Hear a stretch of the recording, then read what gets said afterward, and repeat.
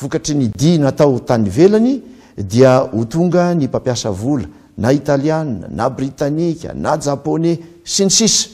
Ny fampiasam-bola no mamorona asa ary manarina aingana ny toekarentsika. Itoy ny ady amin'ny asandahalo ambony latabatra.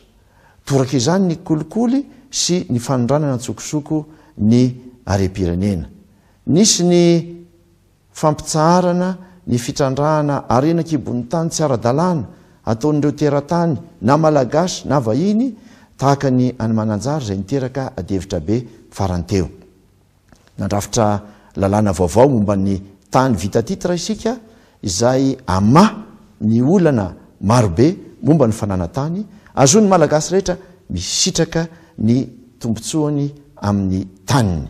Raha feheziko dia mirosy isika amin'ny tena fanarenana hita ny vahaolana manome toky ho antsika amin'izany ny tenako. Izany no natonga iantso foana fifanoloran-tanana ho amin'ny fampandrosoana. Zay ny dinidinika netiko tamintsika koa dia mirary atsika rehetra amarana ny taona ampilaminana ary ahatratra ny taona vaovao 2024. Ny fiainan'olo letsy tsy vita mora,